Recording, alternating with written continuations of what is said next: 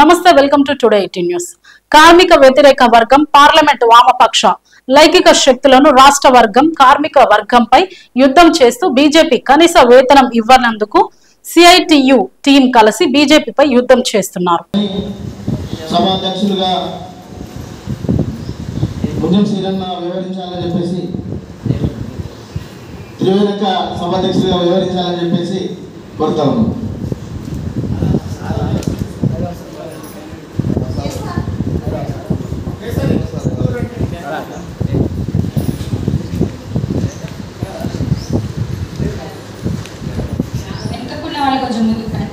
వెనకాల యాడ్ అవుతుంది.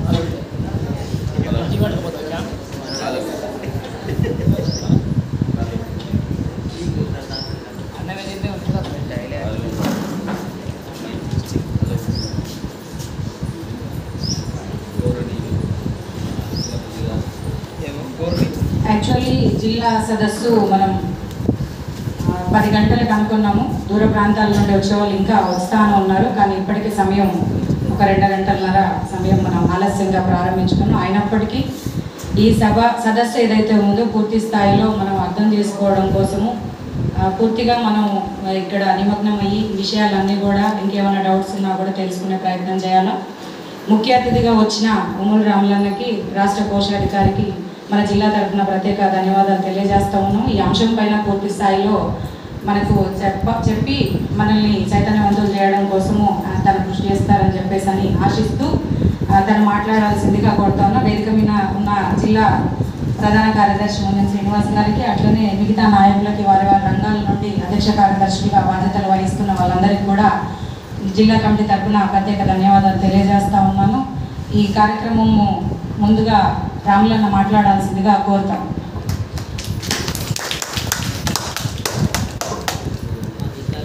ఓకే, ఇది అంటే కొనసాగింపుకు సంబంధించి ముందుగా మాట్లాడుకోలేదు కాబట్టి చిన్న సవరణ. మన జిల్లా ప్రధాన కార్యదర్శి మున్యం శ్రీనివాస్ గారు సదస్సును ఉద్దేశించి మాట్లాడాల్సిందిగా కోరుతాము. Thank you. జిల్లా నలుమూలల నుంచి చేసిన సిఐటి వివిధ రంగాల కార్యకర్తలకు, నాయకులకు సిఐటి జిల్లా కమిటీ తరఫున అభినందనలు. ఈరోజు ముఖ్యంగా మనం ఈ సెమినారు సదస్సుని జరుపుకొని రేపు మేడే 1వ తారీఖు నాడు మేడే జరగబోతూ ఉంది. ఆ మేడే కార్యక్రమాన్ని మన జిల్లాలో ఎట్లా విజయవంతం చేసుకోవాలనే ఉద్దేశంతో ఇక్కడికి అందరినీ రమ్మాలి. ఓన్లీ అన్ని రంగాల జిల్లా కమిటీ సభ్యులను అందరినీ రమ్మన్నారు. ఎందుకనంటే ఈ జిల్లాల మన కార్యక్రమాలను మొత్తం జిల్లా వ్యాప్తంగా తీసుకెళ్ళడానికి, మనం మాట్లాడుకోవడానికి, ఈ అంశాలను మాట్లాడుకున్న అంశాలను కార్మిక వర్గం దగ్గరికి, మొత్తం జిల్లాలో ఉన్న కార్మిక వర్గం దగ్గరికి తీసుకుపోవడానికే ఇవాళ ఈ సమావేశం ముఖ్య ఉద్దేశం. ఇవాళ భారత పార్లమెంట్ ఎన్నికలు జరగబోతారని, దాంట్లో మనకు పాత్ర ఎట్లుండాలి, కార్మిక వర్గ పాత్ర ఎట్లుండాలి, కార్మిక ఈ 10 ఏళ్ల కాలంలో నరేంద్ర మోడీ అధికారంలోకి వచ్చిన తర్వాత ఎంత నష్టపోయినాం, భారతదేశం ఇంకా ఎంత నష్టపోతుంది, మళ్ళీ అధికారంలో కనుక వస్తే మనం కార్మికులుగా ఉండవుగా కట్టుబానిసలుగా మారబోయే కట్టుబానిసలుగానే మారుతాం. అందుకని ఈ బీజేపీని నిలువరించడానికి కార్మిక వర్గంగా మన ప్రయత్నం ఏం చేయాలా అనేది మాట్లాడుకోవడానికి జెండావిష్కరణ జరగాలి. ఇప్పటికే మనకి ఎన్నికల కమిషన్ నుండి పర్మిషన్ వచ్చింది. ఎన్నికల కమిషను పర్మిషన్ ఇస్తుందా లేదా అని చెప్పేసి ఆలోచన చేసినాం. కానీ మనకు ఎన్నికల కమిషన్ నుండి మన రాష్ట్ర కమిటీ లెటర్ పెట్టింది, దానికి పర్మిషన్ ఇచ్చారు. మనం ప్రదర్శనలు జెండావిష్కరణ జరపచ్చు. అందుకనే ఆసిఫాబాద్ టౌన్లో, అదేవిధంగా కాకినాడ టౌన్లో పెద్ద ఎత్తున ర్యాలీలు, ప్రదర్శనలు జరిపి సభలు జరపాలి. అదేవిధంగా మండల కేంద్రాలలో, అన్ని మండల కేంద్రాలలో ప్రదర్శనలు సభలు జెండావిష్కరణ జరిగిన తర్వాత ప్రదర్శనలు సభలు జరగాలి. మనం ఇప్పటికే అనుకున్న ఒక 120 గ్రామాలల్లో మేడే ఉత్సవాలు జరపాలని చెప్పేసి గత కమిటీ సమావేశంలో మనం అనుకున్నాం. ఈ 120 గ్రామాలు అనేది ఇప్పుడు మనం అన్ని మీ జిల్లా కమిటీలలో చర్చించుకొని ఈ 120 గ్రామాలను ఐడెంటిఫై చేసి ఇప్పుడు ఆ 120 గ్రామాలకు కూడా మెటీరియల్ తీసుకుపోవాలి మీరు వెళ్ళేటప్పుడు. అదేవిధంగా ఇప్పుడు మనం తీసుకెళ్లాల్సిన అవసరం ఉంది. అందుకనే ఈ సమావేశం ముఖ్య ఉద్దేశము ఈ పార్లమెంట్ ఎన్నికలు ఏ నేపథ్యంలో జరగబోతున్నాయి, కార్మిక వర్గంగా మనం ఏం చేయాలనేది ఒకటి చర్చించడానికి, రెండోది మేడే కార్యక్రమాలను మనం మన జిల్లాలో ఎట్లా ఇంప్లిమెంటేషన్ చేయాలి, ఎట్లా జయప్రదం చేయాలనేది ఈ తర్వాత జూన్ జూలై. అందుకనే విపరీతమైన పెళ్ళిళ్ళు నిన్నటి దాకా విపరీతంగా ఈరోజు కూడా ఎండలు 45 డిగ్రీలు ఉంది. ఎవరిని అడిగినా మన జిల్లా కమిటీ అన్ని జిల్లా కమిటీల నాయకుల వారికి నేను ఫోన్ చేసిన, ఎవరు నాయకుల్లో ఫోన్ చేస్తే నాయకుల ఇద్దరనే పెళ్ళిళ్ళు ఉన్నాయి. కనుక దీనికి అనేక ఆటంకాలు ఉన్నాయి ఈ సమావేశానికి. అయినా మనకు టైం లేదు కనుక జరపాలని చెప్పేసి అనుకున్నాం. అందుకనే ఇవాళ జరపడంగా ప్రతి కార్మికుల్లో విస్తృత ప్రచారం చేయాలి అని చెప్పేసి మొదటి కర్తవ్యంగా తీసుకుంది. మరి బీజేపీ గెలవద్దు, బీజేపీని ఓడించాలంటే మరి ఎవరిని గెలిపించాలి? ఎవరిని గెలిపించాలంటే మన కార్మికులకి అండగా ఉండేవాళ్ళు, మన కార్మిక హక్కులు కాపాడేవాళ్ళు, మన పోరాటాలకి మద్దతుగా ఉండేవాళ్ళు, మన ఉద్యమాల్లో అండగా ఉండేవాళ్ళు, మన జీతాల కోసం మన సమస్యల కోసం నిత్యం పనిచేసేటువంటి ఎర్ర జెండాలు ఎక్కడన్నా పోటీ చేస్తే ఎర్ర జెండాల్ని మనం గెలిపించుకోవాలి. ఎర్ర జెండాలు ఉంటేనే మనకు సంఘాలు ఉంటాయి, సంఘాలు ఉంటేనే మనకు హక్కులు ఉంటాయి, పోరాడే శక్తి ఉంటుంది. కాబట్టి ఎర్ర జెండాలన్నా పోటీ చేస్తే గెలిపించాలి.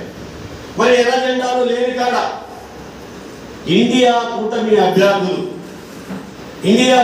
అభ్యర్థులు ఎవరు పోటీలో ఉంటే వాళ్ళని గెలిపించాలి. అంటే ఎక్కడైనా బీజేపీని ఓడించే శక్తి ఎవరికి ఉంటే వారిని గెలిపించాలి. కానీ బీజేపీని మాత్రం ఓడించాలని చెప్పేసే కర్తవ్యం ఈ పార్లమెంట్ ఎన్నికల్లో మన కార్మిక వర్గానికి ఆల్ ఇండియా కమిటీ, రాష్ట్ర కమిటీ ఇచ్చింది. దాంట్లో భాగంగానే ఈరోజు ఈ సదస్సులు బీజేపీ అధికారంలోకి ఎప్పుడు వచ్చింది? 2014లో అధికారంలోకి వచ్చింది. 2 సార్లు అధికారంలో ఉంది. నరేంద్ర మోడీ ప్రధానమంత్రిగా ఉన్నాడు. ఈ 10 సంవత్సరాల్లో ఏం చేశాడు, ఏం చెప్పాడు? మోడీ అధికారంలోకి వస్తే, బీజేపీ అధికారంలోకి వస్తే ఏమి చేస్తామని చెప్పేసి ఆనాడు వాగ్దానాలు ఇచ్చాడు 10 సంవత్సరాల క్రితం. ఈ 10 సంవత్సరాల్లో ఏం చేశాడనేది మనం ఒక్కసారి పరిశీలన చేసుకోవాలి. ఏమన్నాడు? బీజేపీ కనుక విదేశీ స్విస్ బ్యాంకులో మూలుగుతున్నాయి, మన దేశ సంపదను తీసుకుపోయి బ్లాక్ మనీ అక్కడ దాచుకున్నారు, ఆ 75 లక్షల కోట్ల రూపాయలని బయటికి తీసుకొచ్చి ప్రతి పేదవాళ్ళ అకౌంట్లో 15 లక్షల రూపాయలు వేస్తానని చెప్పాడు. వేసిండా? ఎవరికన్నా 15 రూపాయలు వేసిండా? 15 పైసలు వేసిండా? ఎవరికి? రెండోది ఏం చెప్పిండు? మేము అధికారంలోకి వస్తే సంవత్సరానికి 2 కోట్ల ఉద్యోగాలు ఇస్తామన్నాడు. ఈ 10 సంవత్సరాల్లో 2 కోట్ల ఉద్యోగాలు సంవత్సరానికంటే 10 సంవత్సరాల్లో ఎన్ని కోట్ల ఉద్యోగాలు చూడాలి? అమ్మా అయిపోతుంది. 20 కోట్ల ఉద్యోగాలు రావాలి. ఇలా చదువుకున్న వాళ్ళందరికీ ఉద్యోగాలు వచ్చి ఉండాలి. ఇలా మన దేశంలో చదువుకున్నటువంటి పిల్లలు నిరుద్యోగం ఎంత తీవ్రంగా ఉంది. గత 50 సంవత్సరాల్లో ఎన్నడూ లేనంత నిరుద్యోగం ఇవాళ ఉంది. మోడీ వచ్చిన కాడి నుంచి కొత్త ఉద్యోగాలు లేవు. మన పిల్లలకు ఉద్యోగాలు రావట్లే. కానీ 2 కోట్ల ఉద్యోగాలు ఇస్తారన్న పెద్ద మంచి 100 ఉద్యోగాలు కూడా ఎక్కడ ఇవ్వలేదు.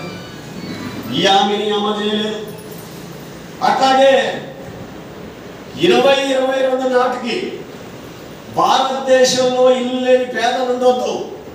ప్రధానమంత్రి ఆవాస్ యోజన కింద పేదవాళ్ళందరికీ ఇల్లు కట్టిస్తానని చెప్పిండు.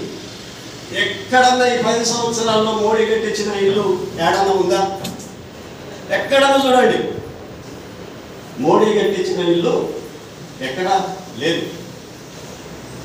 అంతేకాదు 2022 నాటికి తేలిందా లేదా? ఒక్కటి కూడా అమలుగా. అంతేకాదు మీ స్కీమ్ వర్కర్లకి ప్రధానంగా 2014 ఎన్నికల మేనిఫెస్టోలో చెప్పాడు. ఆశా వర్కర్లకి, అంగన్వాడీలకి గౌరవ వేతనం, గౌరవప్రదమైనటువంటి వేతనాన్ని పెంచుతామని చెప్పేసి 2019 ఎన్నికల్లో చెప్పాడు. కానీ 2018 నుంచి 5-6 సంవత్సరాల్లో పైసా కూడా పెంచలేదు. కేంద్ర ప్రభుత్వం పెంచింది లేదు. అంగన్వాడీలకు కానీ, ఆశాలకు కానీ, మిడ్ డే మీల్స్ వర్కర్స్ కానీ, ఇంకా మిగతా స్కీములలో పనిచేసేటువంటి కార్మికులకు ఎవరికి పైసా పెంచింది లేదు. అంటే మోసపూరితమైనటువంటి వాగ్దానాలు, హామీలు ఇచ్చి 10 సంవత్సరాలు మోసం చేసిండు. ఇప్పుడు ఏమంటుండు? ఇప్పుడు కొత్త వాగ్దానాలు చేస్తాడు. మళ్ళా వికసిత్ భారత్ అని చెప్పేసి కొత్త నినాదం, మోడీ గ్యారంటీ. మీరు టీవీలలో పేపర్లలో ఇవే వస్తాయి, మోడీ గ్యారంటీ అని చెప్పేసి ఇప్పుడు కొత్తగా వస్తుంది. అట్లాగే రామరాజ్యం, మళ్ళీ 3వసారి గెలిస్తున్నట ఆయన రామరాజ్యం తీసుకొస్తాడట. ఇప్పుడు నన్ను 3వసారి గెలిపించండి, నేను గ్యారంటీ, మోడీ గ్యారంటీ అంటుండ. అప్పుడు చెప్పిన వాడెవడు? 10 సంవత్సరాలు మోడీ కాదా? 10 సంవత్సరాలు పరిపాలించింది ఎవరు? మోడీ కాదా? ఇప్పుడు మళ్ళీ తిరిగి మళ్ళీ కొత్త నినాదాలు తీసుకొచ్చి మళ్ళీ జనాన్ని మాయం చేయాలని చెప్పేసి మళ్ళీ ఊటక వాగ్దానాలు చేసే ప్రయత్నం మోడీ చేస్తాడు. చాలా మంది అనుకుంటున్నారు మోడీ అద్భుతంగా చేసినట్టుగా. పేపర్లలో, టీవీల్లో యాడ్స్ ఇస్తాడు. అసలు మీడియాను మొత్తం కొనేసిండు బీజేపీ. మీడియా ఇతర వార్తలు చూపిస్తలే, ప్రభుత్వానికి వ్యతిరేకంగా వార్తలు రాయట్లే. ఎందుకంటే ఈ పేపర్ వాళ్ళని, టీవీ వాళ్ళని మొత్తం కొనేసి ఆయనకు అనుకూలంగా రాయించుకుంటుండు. ఈ 10 సంవత్సరాల్లో ఏం చేశాడు? ముందు మన కార్మికుల కోసం చూద్దాం. కార్మికులకు ఏం చేశాడు? ఆయన పెంచుతున్న జీతాలు పెంచలేదు, మిగతా సమస్యలు పరిష్కారం చేయలేదు. కానీ మన కార్మిక వర్గం దశాబ్దాల పోరాటాలు చేసి, ఉద్యమాలు చేసి తెచ్చుకున్నటువంటి చట్టాలు, మన కార్మిక వర్గం పోరాడి తెచ్చుకున్నటువంటి చట్టాలు,